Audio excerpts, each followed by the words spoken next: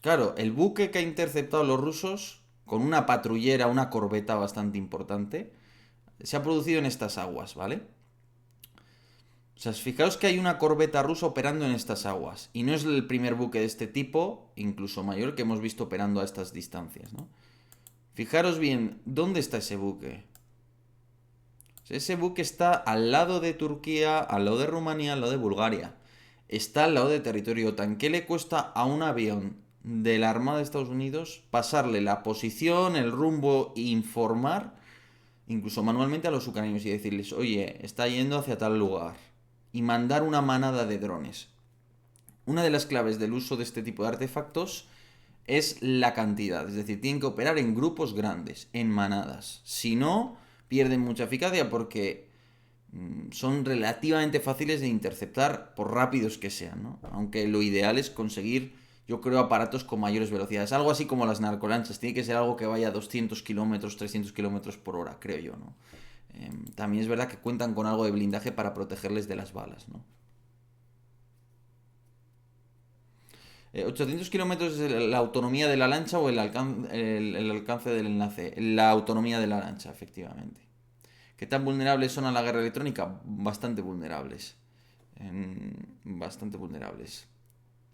Bien, hasta aquí hemos visto, bueno, pues esta parte más relativa a la guerra en Ucrania. Pero sé que quizás esto, no sé si os va a resultar tan interesante, pero os quería leer un poco el artículo que ha hecho Alfonso Mansoliver sobre precisamente todo el tema del panafricanismo. ¿Por qué? Porque esta ideología salió en el programa que hicimos precisamente con Blessed. No sé si lo visteis, este señor africano de Ghana, y nos habló de esta idea. Y esta es una idea bastante importante porque está pegando muy fuerte en la región, y particularmente en África Occidental, el Sahel, es decir, la región que a España le interesa. Entonces os voy a leer el artículo, que es exclusivo para suscriptores, pero bueno, os lo voy a leer aquí, porque bueno, hay dos fichajes de los que estoy muy contento en Political Room. Uno, desde luego, es Felipe Pasolas, nuestro Felipe, que es, pues ya sabéis que es un reportero de guerra que ha estado en Líbano, ha estado en Ucrania, ha estado en Senegal, ha estado también en África, como veis, y no es de los que ha estado en un hotel, o sea, es de los que se ha jugado la vida haciendo periodismo. Entonces le aprecio mucho. Y el otro es Alfonso Masoliver, que sigue yendo a África, que conoce muy bien toda la región, ¿no? Entonces, aprovechando que el Pisuerga pasa por Valladolid, que él va allí y que no le importa escribir un buen artículo, pues nos informa, ¿no? Y obviamente le pagamos, que es lo suyo, ¿no? Y al final, si no pagamos los medios a los periodistas que hacen este tipo de trabajo, pues tú me dirás qué clase de información vamos a ir generando. Entonces es una ideología, como os digo, que es relevante, porque influye en cómo son las dinámicas en la zona e incluso influye en su percepción respecto a nosotros, los occidentales. Así que vamos a leerlo. Yo no lo he leído, por tanto esto es nuevo para mí. Sé muy poco del panafricanismo, pero sé cuando hablé con Blesed que allí es muy importante para ellos. Y aquí ni lo estamos oliendo, ¿no? Porque estamos bastante ensimismados en general. Así que vamos a ella. Dice, qué raros sois los europeos, de verdad. Cuando nosotros queremos tirar un arma vieja, la tiramos y ya está. No la vendemos a otros o empezamos una nueva guerra para abrir mercados. Qué raros sois los europeos. ¿Por qué no tiréis las armas viejas y ya está? Dice, la confusión del jefe tradicional de la localidad de Po, Burkina Faso, durante una conversación sobre Occidente, es decir, Alfonso ha estado en Burkina Faso hace nada. Dice, durante una conversación sobre Occidente, podría servir para explicar la confusión que sufre el europeo cuando entra a valorar los intereses del africano. El europeo jamás comprenderá realmente los sentimientos que envuelven al africano, igual que el africano atestigua asombrado las maniobras ejecutadas ante el concepto que pretendemos crear de Europa. Dice, esta confusión lógica, motivada por algo tan sencillo como la localización geográfica, en donde nace cada uno y que conlleva una incapacidad para entender un sueño o una idea tan distinto a nuestras experiencias vitales, debe tenerse en cuenta en todo momento a la hora de valorar el panafricanismo. O sea que es una idea que no casa nada bien con nuestras ideas, para empezar. Dice, el panafricanismo nació antes de que el mismo concepto encontrara un nombre.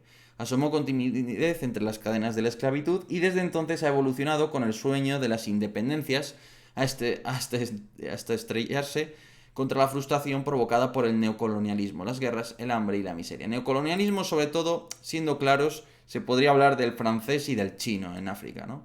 Lo que hace Rusia yo creo que es otra cosa, pero el modo de operar de Francia y de China es lo más parecido, yo creo, ¿no? Al colonialismo, ¿no? En el caso de Estados Unidos, que yo sepa, no opera bajo esas dinámicas. La verdad, perdonad porque me está picando mucho la nariz. No sé por qué me pasa, no lo entiendo. Pero bueno, dice, el panafricanismo es la búsqueda de libertad como la concibe el africano, de menos a más, desde la más básica liberación de las cadenas hasta la persecución de un estado de bienestar. Es un sueño que perdura a las generaciones. O sea, parece que está ligada pues a todo el tema de la independencia, ¿no? Y del anticolonialismo, básicamente. Dice, es pasión y desconocimiento.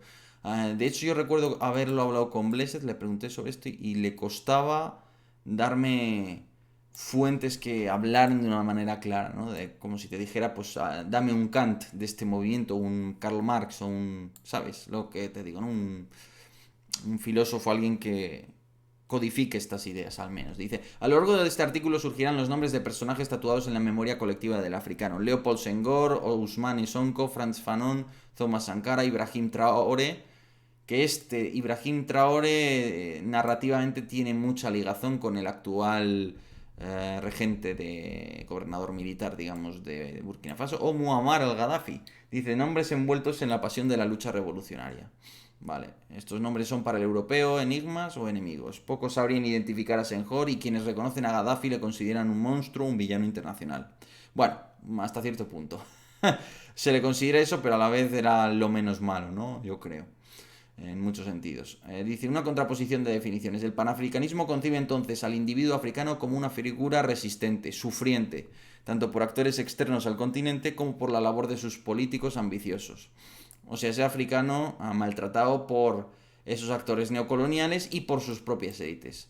Fieles a las raíces de sus antepasados, capaz incluso de albergar grandes proyectos y de ejecutarlos. Dice, los africanos hicieron las pirámides y recuerda a diario, o sea, los egipcios, y recuerda a diario el doloroso pasado y lucha contra el presente, pero mantiene por igual una formidable esperanza en los logros que obtendrá en un futuro por determinar. Se trata ante todo de un movimiento popular, aunque sean los intelectuales africanos quienes esbocen sus líneas ideológicas. El panafricanismo se alimenta y avanza porque los grandes nombres que supura, personajes que se verán más adelante, fueron figuras capaces de concienciar a millones de ciudadanos. Esto es interesante, porque lo que te está diciendo es que es algo popular. Y esto es importante para que un movimiento tenga eficacia, ¿no? No es solo una cuestión de intelectuales desde sus sillones. Dice, si Europa y los políticos africanos mediocres son los causantes del mal del africano, el africano no deja de ser este ente sufriente y homogéneo que crean cientos de millones y atrapado en una pugna constante por sobresalir. Esto me parece lo típico... la típica idea del victimismo, en cierto sentido. Y ahora lo comentamos, ¿eh? Diego, te tengo que mandar un podcast que le dan nombre y motivo a lo del picor de nariz, ¿en serio? Pues me alegro mucho. Dice, Yago, no me, dice Cameo, dice, Yago, no me puedo creer que te traigas este artículo. ¿No ves que ese señor acude a argumentos propagandísticos como el neocolonialismo? Además, África es de lo más diverso que existe. Ese señor habla por todos los africanos. No, a ver, no. Está explicando el panafricanismo. No te está dando su opinión. Te está explicando la esencia, lo que ellos reflejan o quieren ver, ¿no? Y esto es cierto. Es decir, cuando he hablado con determinadas personas de allí te hablan del panafricanismo para empezar, como una manera de enfocar su política exterior, la política exterior de los estados africanos. Y efectivamente te mencionan todo esto, las independencias y tal. Es decir, no lo veas, no hagas un análisis de si esto es cierto o no es cierto. Simplemente piensa que esto es lo que ellos creen, ¿vale? No, sin entrar a valorarlo, te está explicando el panafricanismo. A mí siempre me ha parecido... no, es una cuestión nerviosa, ¿en serio? ¿Una cuestión nerviosa de qué tipo? Porque me está picando como en ningún directo, la verdad. No sé si tendrá que ver con el Red Bull. Pero bueno. No creo que sea alergia, pero bueno.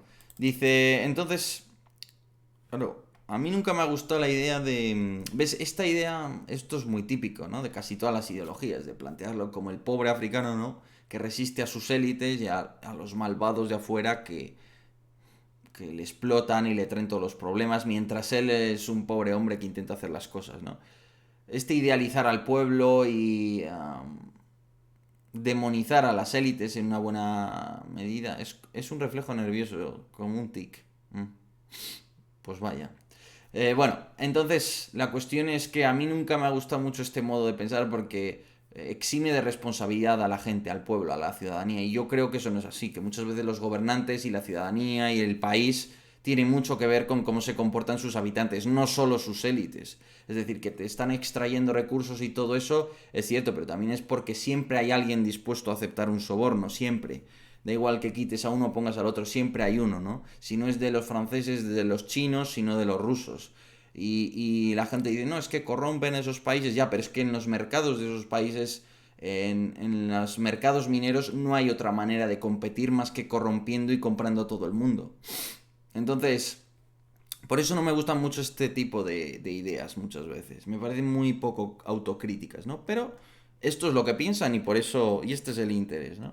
Entonces, bueno, vamos a bajar un poquito más para que no se haga muy largo. Bueno, aquí que habla, el panafricanismo no siempre trata de vivir mejor porque el panafricanismo puede llegar a convertirse en un extremismo. Cuando centenares de nigerinos asaltan la embajada francesa tras el golpe de Estado de junio de 2023, nos encontramos con un extremismo. Cuando los seguidores de Ousmane Sonko, que abogan por una independencia efectiva de Senegal frente a Francia, incendian vehículos y apedrean a policías, podría hablarse de extremismo. Cuando el líder de una banda de Nigeria, apodado Espartaco, que bebe ginebra para llamar al oráculo de Ifa y organiza redes de drogas y proxenetas en varias ciudades del país y en Europa, menciona en una entrevista que lo que necesita Nigeria es una dictadura o una revolución armada. Aquí hay extremismo. El auge del panafricanismo extremo. Vale, interesante. Si debe buscarse un lado negativo del panafricanismo, llegado el caso, se hablaría también del uso que hacen de él los gobiernos autoritarios en África, para ganarse la voluntad del pueblo. No hay dictador que no se haya valido del mantra africano para animar a las masas a su favor. Que Ibrahim Traoré, el actual líder de Burkina Faso, un capitán de artillería que ordenó la muerte de 200 civiles en Karma y que permite a sus tropas asesinar a niños en su lucha contra el terrorismo, sea considerado un referente panafricano del calado de Thomas Sankara o Nelson Mandela, no es otra cosa que un uso incorrecto del término, un aprovechamiento del mismo. La sangre se derrama, el capitán pronuncia un emotivo discurso y la culpa se rebaja. El panafricanismo cobra entonces tintes nacionalistas antes que continentales. Se convierte en la gruesa línea dialéctica que oculta las acciones deleznables de un gobierno ilegítimo. El panafricanismo también es confusión, donde la población no alcanza la tasa de alfabetización del 40%, como es el caso de Burkina Faso o de Mali, ambas naciones gobernadas por juntas militares que se sirven de este ideal para alcanzar sus objetivos. Dice, en la actualidad vivimos un resurgimiento del panafricanismo militarizado, especialmente, vamos a cambiar de ángulo, del panafricanismo militarizado en África Occidental. Tras el huracán de las independencias continuó durante décadas una calma chicha con leves coletazos apenas perceptibles y que hoy multiplican figuras como el general Muhoozi Kainerugaba, hijo del actual presidente de Uganda, cuyo ideal pasa por crear los Estados Unidos de África y juntar una única nación en una única nación a Uganda, Sudán del Sur, Kenia, Ruanda, Burundi, República Democrática del Congo y Tanzania. ¿What? Vemos así que el panafricanismo habla de la unión para conseguir la fuerza. ¿Y este quién es? El hijo del presidente de Uganda, vaya, curioso. Bastante interesante. Dice, entre los sueños de Muhoozi se encontraría otra concepción del panafricanismo que quizás sea la más acertada. El deseo de una unión africana que deje de lado los conflictos menores. Bueno, todo esto, lo típico, solidaridad. Bueno, los derechos de las mujeres, no debe tampoco olvidarse se evoca en la solidaridad. Bueno, lo típico, la solidaridad como argumento de cohesión, ¿no? Muy típico, pues, de América Latina, como ya sabemos, de Hispanoamérica, de Iberoamérica, llamadlo como queráis, que nadie me ataque ahora por ello. Dice, la firme base socialista en algunas vertientes... Esto es interesante, o sea, parece que confluye con el socialismo. Dice, la firme base socialista en algunas vertientes del panafricanismo se diría que comunista. Interesante. Dice, en el entramado político africano sigue la necesidad de dar una respuesta a su pobreza endémica y se conjuga con la naturaleza popular del fenómeno. Influido por la colaboración con Cuba y la Unión Soviética durante las independencias, se vinculan las políticas sociales con una sociedad que vive a pie de calle y gusta de conversar, marcándose el discurso con un vocabulario victimista, que no carga demasiadas culpas en los hombres del africano de a pie. Mira lo que os comentaba, dice. La solidaridad entre vecinos del barrio o países vecinos es fundamental en la terminología de esta idea tan amplia en definiciones. Todo este colectivismo, comunitarismo, ¿no? Toda esta idea del buen hombre de a pie, que el grupo se ayuda entre sí, en esa solidaridad, muchas veces se utiliza para justificar y para endulzar la realidad, ¿no? Somos pobres porque tenemos unas élites que nos maltratan, unos países poderosos que nos explotan, pero el pueblo es bueno, el pueblo es trabajador, el pueblo se apoya entre sí, el pueblo es solidario. Cuando muchas veces, si hicieras un juicio crítico de eso, pues te llevaría sorpresas, ¿no? Pero bueno, dice, es por esta razón que en cuanto una nación africana ataca a otra, a no ser que las circunstancias sean excepcionales, podría decirse que quien gobierna la nación atacante no es un panafricano de verdad. Claro, o sea que atacar a otro, lógicamente, es contrario, ¿no?, al panafricanismo. Dice, numerosos congoleños entrevistados afirmaron, por ejemplo, que Paul Kagame, el presidente de Ruanda, no es un líder panafricano porque arma a milicias en el este de la República Democrática del Congo, porque hace daño a sus hermanos africanos. Esto es muy cierto. Ruanda ya sabéis que apoya para apoderarse de una parte de esas cuencas mineras. Ya sabéis que el Congo es uno de los países más ricos en minerales del mundo. Voy a aprovechar para parar y leeros un poco. Willy92Wins, gracias por esa suscripción. Goida para ti.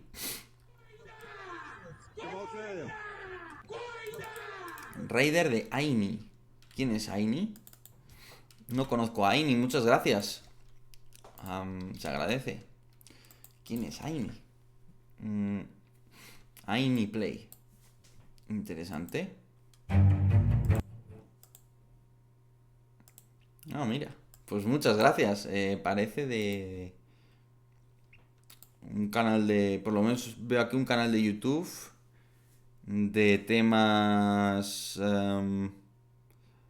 bueno, de los temas así de estos políticos, ¿no? Que están ahora tan de moda, sí, tienen los de Varo y todo eso. Bueno, pues gracias por haber venido aquí. Estábamos hablando del panafricanismo, que es una ideología que recorre África en estos momentos y es bastante interesante, ¿no? Podéis ver, por ejemplo, bueno, estábamos leyendo un artículo, que no le queda ya mucho, estamos acabando, de un periodista que ha estado recientemente allí, en Burkina Faso, todos estos países, se juega la vida, claro. Y bueno, pues es interesante ver cómo lo ven, ¿no? Porque es una ideología que está muy presente allí y ahora que hay una crisis, un golpe de Estado y todo eso es interesante. Dice, tampoco puede concebirse el panafricanismo sin la visión que el africano posee generalmente sobre el europeo. Interesante, o sea que el factor europeo, vamos a ver si el factor europeo es el factor enemigo o qué es. Dice, el europeo que se entiende como un sujeto rico, afortunado y cruel. Joder. Genial. Dice, el panafricanismo no odia al europeo o no le odia de forma necesaria. Más bien se diría que le observa fríamente, como un obstáculo a superar, y que juega con ventaja en la difícil competición de la vida. Porque todos los panafricanistas que se cuentan desde Patrice Lumumba en el Congo hasta Ousmane Sonko en Senegal, pasando por Thomas Sankara en Burkina Faso, han señalado al europeo como aquel cuyas ambiciones e intereses lastran la existencia del continente que desean crear.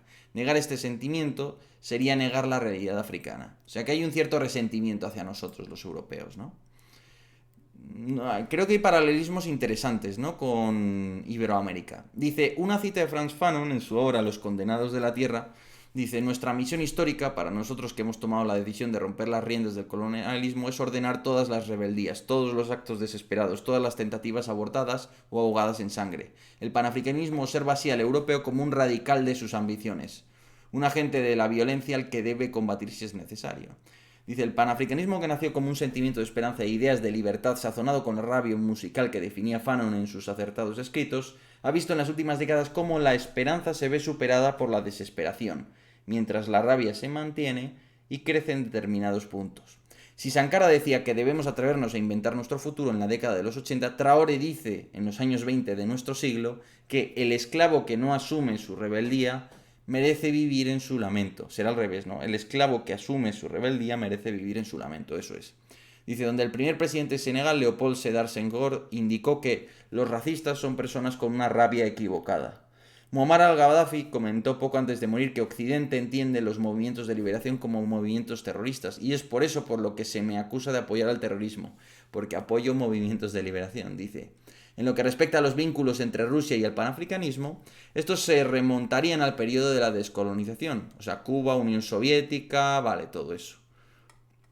Ahí estarían grupos de presión como Yerewolo en Mali o el M62 en Níger, contrarios a Francia y vinculados a Rusia, mientras la línea principal que dirige sus discursos es la independencia, la liberación de los designios de París y la búsqueda de un bienestar que lleva siglos escapándosele al africano. Decir que Rusia exacerba el panafricanismo sería exagerado. Rusia se sirve de él, hurga en sus sentimientos. Se ha derramado la sangre suficiente en África como para que ésta baste para formular el deseo panafricano, sin necesidad de agentes externos que se lo recuerden. El panafricanismo es útil para Rusia, nada más. Bueno, pues esta es la idea. Esto es lo que se está moviendo en África y esto es lo que... Esta es la narrativa y algo más que se cuece por esos lugares. ¿Qué os parece? Bueno, creo que es interesante, independientemente de no estar, digamos, de acuerdo o no, pero hay que conocerlo y hay que entender cómo nos ven. Y yo creo, coincido, no he hablado con mucha gente africana, pero con alguna he hablado. Y coincido en esas ideas que está planteando. En esa... No es que tengan un odio directo hacia el europeo, pero sí hay como una desconfianza, un rencor, no me fío, ¿no? Me recuerda un poco a Hispanoamérica, pero no tan marcado, básicamente. Algo más, con bastante más, ¿no? Porque al final Hispanoamérica ha habido quizás mayor mezcla, es otra cosa, ¿no? Y ellos no ha habido ese grado de control.